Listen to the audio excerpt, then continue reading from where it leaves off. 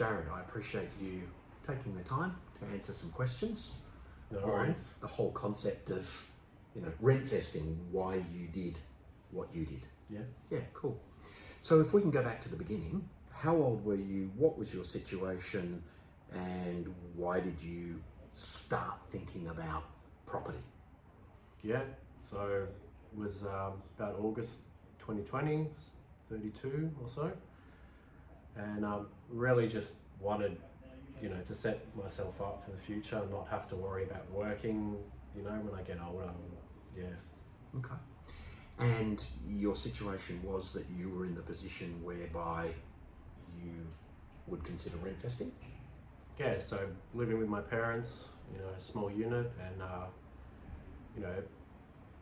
just figured I had to do something. Mm-hmm. So we had a chat. Yeah. And unfortunately at that point in time it was, not quite the deposit. Yeah. And to your credit, because a lot of people would go, okay, right, you surprised me by how quickly you got out there and saved the deposit. What did you do differently for that little span of time, right? It's quite a while, to get that deposit, and why did you get it for yourself? Yeah, I just worked my butt off.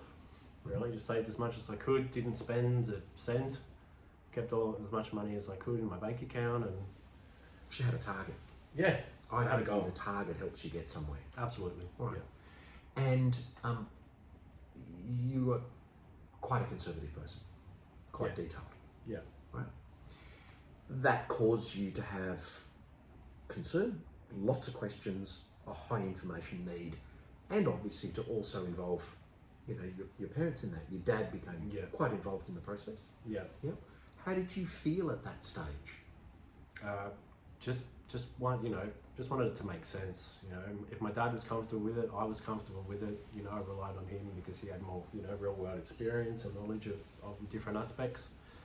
So, if he was happy, I was happy. Mm-hmm. Okay. And you went ahead. Yeah.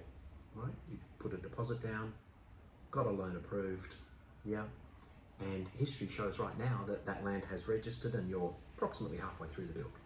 Yeah. Yeah. What's that been like? Yeah, good. Enjoy the weekly updates, letting me know what's happening. Your videos, obviously, whenever you're up there quite frequently, it's really nice to see, how things are progressing, and communication's pretty good.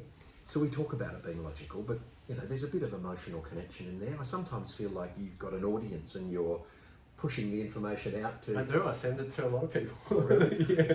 Because sometimes when, can you get me another video? I'm wondering whether you're wanting the other video or someone else is wanting it. Yeah, I enjoy seeing it, but I enjoy sharing my journey with Why? others.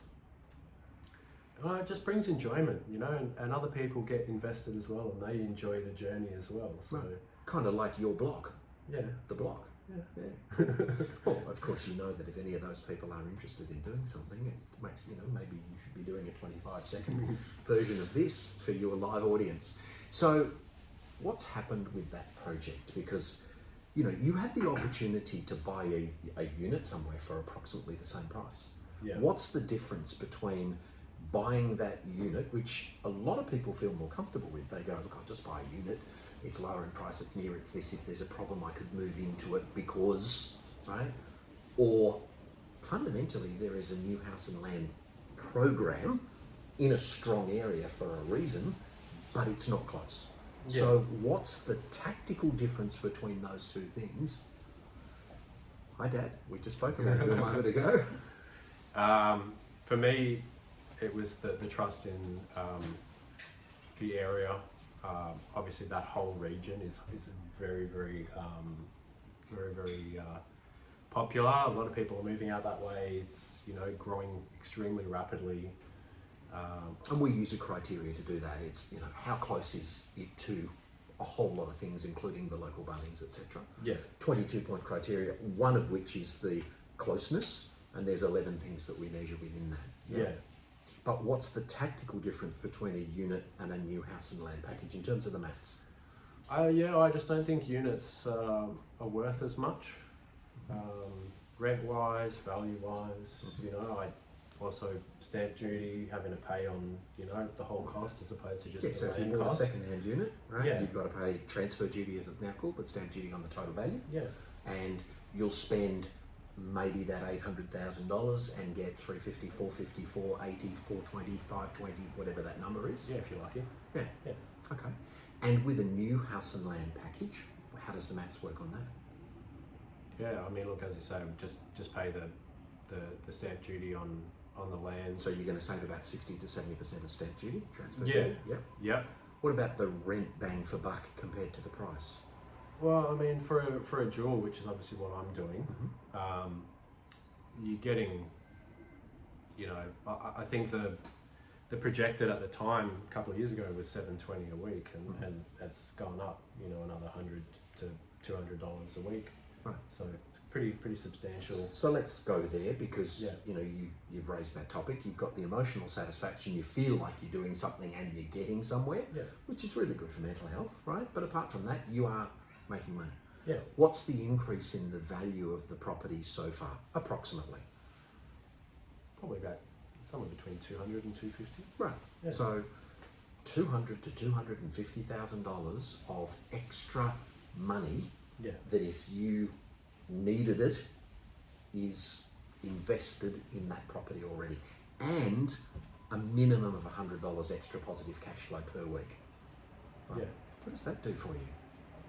Potentially makes it that much easier, that much quicker to potentially do a second. Yep. Or it'll help me pay it off quicker. Yeah.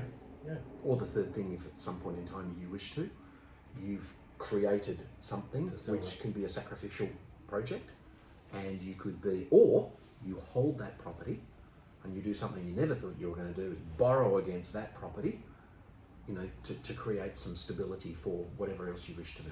Yeah. What advice have you got to 25 to 35-year-old people about rent vesting?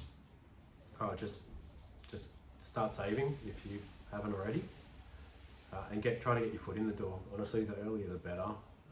You know, gonna potentially work until you're 65, 75. Who knows? But you know, I don't think people want to be doing that. I certainly don't. So I prefer to have things work for me instead of me having to work for money. Yeah. Well, the reality is you are ahead of the vast majority of the population. The average Australian retires owing $165,000 on their residential mortgage, using their super to pay it off, and with no investment property to fall back on. Yeah. And they just haven't done the maths. So Yeah. congratulations on doing them. We continue the journey. Thank you. Done. Cheers. Cheers. You happy that I show this to other people? Yeah, of course. Yeah. Fantastic.